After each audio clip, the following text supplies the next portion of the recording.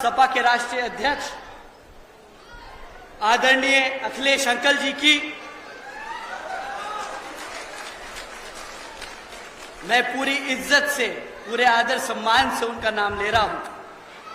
उनकी उम्र अब हो गई है। अगर मैं 30 साल का लड़का 50 साल के वक्त आदमी को अगर अंकल नहीं कहूंगा तो फिर क्या कहूं, आप ही बताएं। श्री नितिन गडकरी जी ने बयान दिया था कि 2024 तक भारत की सारी सड़कें ये अमेरिका से बेहतर बना देंगे। एक तो मुझे समझ नहीं आता इनका ऑब्सेशन कि हम अमेरिका से बेहतर हो जाए। अमेरिका की असली हकीकत हालत देखेंगे तो बोलेंगे हमारा हिंदुस्तान, हमारा भारत ही बेहतर है। परंतु इन्होंने तो वादा कर दिया कि हम 2024 तक इतनी पक्की सड़कें बना देंगे, गांव-गांव में सड़कें खींच देंगे कि अमेरिका पीछे छूट जाएगा। तो हकीकत सुनते हैं। लखनऊ कानपुर एक्सप्रेसवे शुरू होने के 18 दिनों में ही 84 जगहों से ज्यादा उसमें धंस गया।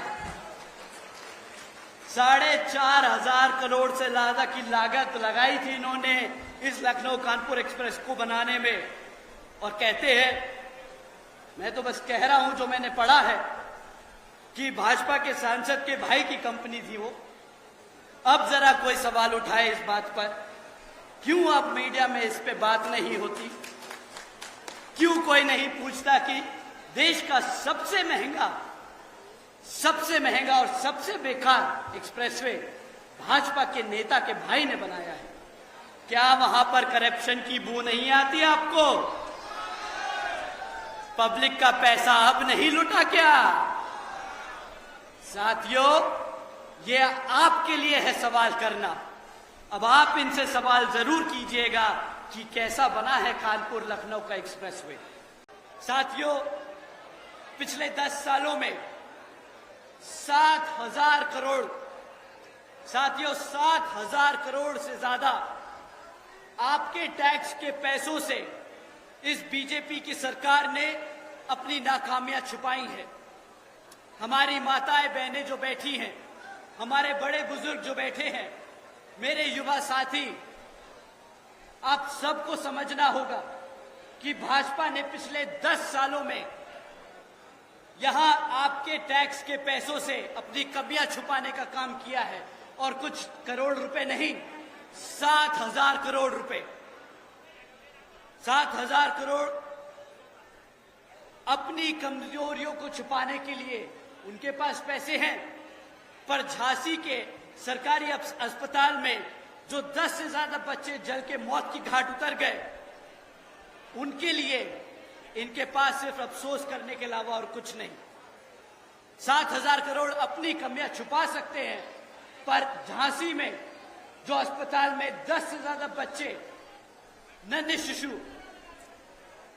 जो जलकर मर गए, उनके लिए सिर्फ अफसोस कर सकते हैं। साथियों, उत्तर प्रदेश की सरकार ऑर्गेनाइज्ड क्राइम के मामले में हर साल 10,000 से ज्यादा किडनैपिंग, एक्सटॉर्शन, रैकेटियरिंग के केस दर्ज करती है। अब ये मैं अपने आप से आंकड़े नहीं बना रहा हूं, ये सरकार की एनसीआरबी का डेटा है। साथियों, क्या ऐसी कोई सरकार को आप दोबारा मौका देना चाहोगे जिनके यहां नाक के नीचे रिकॉर्ड दर हत्याएं होती रही, 65,000 से ज्यादा महिलाओं के खिलाफ अत्याचार, 10,000 से ज्यादा किडनैपिंग और रैकेटियरिंग के केस? साथियों, ये तो वो है जो दर्ज हो पाए। और आप सब जानते हैं कि पुलिस कितना कोशिश करती है सरकार के दबाव में आके कि आप लोगों की एफआईआर ना दर्ज हो सके। 60 रुपए का पेट्रोल बहुत महंगा हो गया था इन सब के लिए। 60 रुपए का पेट्रोल, गाड़ी चलाना बंद कर दी। अरे बोला कि इतना महंगा पेट्रोल है, अर्थव्यवस्था बिगड़ जाएगी। और आज जिसका पेट्रोलियम मंत्रालय ही नहीं है, वो ही जाके कागजों पे साइन करके बोल रहा है मैंने E100 ले आया, आज आपको मिलावटी तेल मिलेगा। आज भी E20 का मिलावटी पेट्रोल का तेल, पेट्रोल का भाव 110 रुपया कर दिया है। गन्ने का रस 60 रुपए में पेट्रोल मिलता था, आज 110 रुपए में गन्ने का रस बेच रहे हैं। मैंने बहुत लोगों को देखा गन्ने के स्टैंड के बाहर जाके खड़े होके बोलते हैं, अम्मा मैंने तेल तो भरवा लिया है, घर पे लोग आए हैं, उनके लिए भी थोड़ा सा कैन से ही निकाल लूंगा, गाड़ी के पेट्रोल के टैंक से ही निकाल लूंगा। ये तो हाल है इनका। साथियों, तीसरा बड़ा महंगाई का मुद्दा, इन्होंने बहुत ज्यादा जोर शोर से पीट के बोला कि डॉलर बहुत महंगा हो रहा है, 60 रुपए का डॉलर है। मंच के ऊपर जाके इन्होंने वो कोई ऐसा मौका नहीं छोड़ा जहां पर बोला कि अरे मैं मुख्यमंत्री रहा हूं, मुझे मालूम है कि अर्थव्यवस्था कैसे चलती है। इन्होंने रुपया डुबोया क्योंकि करप्शन है, इनसे अर्थव्यवस्था नहीं संभली। मैं आप सबसे पूछना चाहूंगा कि आज रुपये का भाव क्या है, जरा बताइए, क्या है आज रुपये का भाव? 98। जब तक आपने 98 बोला वो 100 पार कर चुका होगा।